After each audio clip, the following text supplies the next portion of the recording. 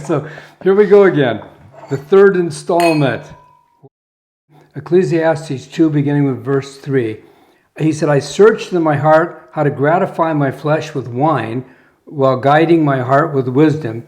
I made my works great. I built myself houses, planted vineyards, beyond anything that anyone has ever had. I've gathered for myself silver and gold beyond kings.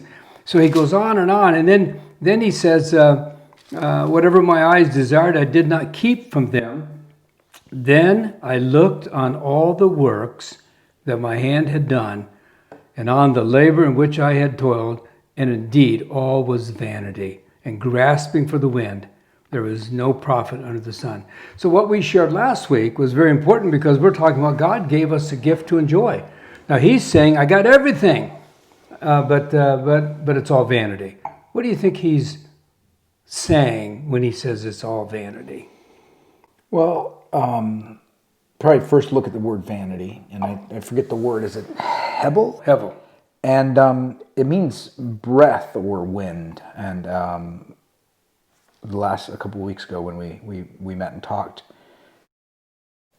I've really come to interpret that not as life is meaningless, right? Because the word vanity or meaningless that we read in most of our translations comes from that word, which means breath or wind, which is you can't catch it, you can't hold on to it. So it's fleeting. It's fleeting. Okay. If there's anything you can say is that it's fleeting, right?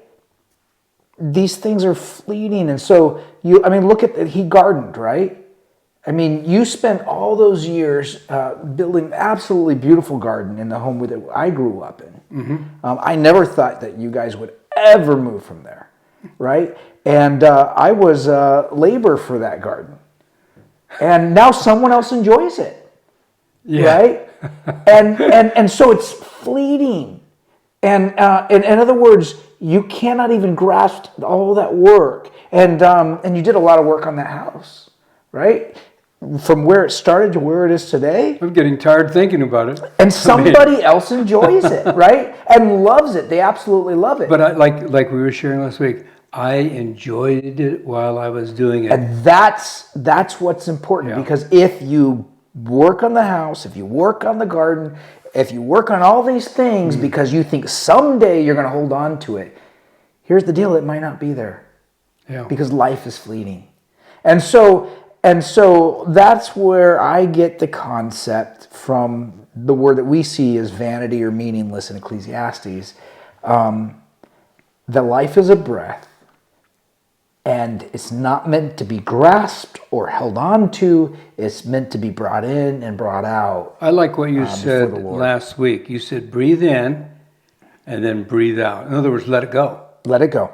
I like that a lot, because I think so many of us were trying to keep it in our grasp.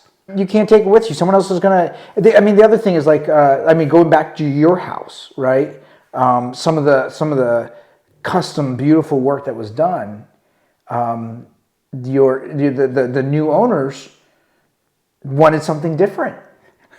And they took thousands of dollars worth of work, beautiful work, and they changed it, right? Like, that's part of the fleeting nature of life. Yes. Right? You think,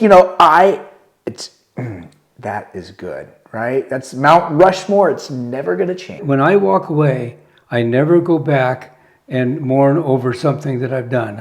Even ministry is fleeting. Yeah. And now, I'm not saying that the work you do with people doesn't last. Well, there's an eternal consequence and value. Absolutely. And so you look at all the things we do, and you have to recognize that it's just not something you could grasp at. It's not something you can hold on to. Well, I think it's good. I enjoyed it. Yeah. So we'll do it again. Sounds good.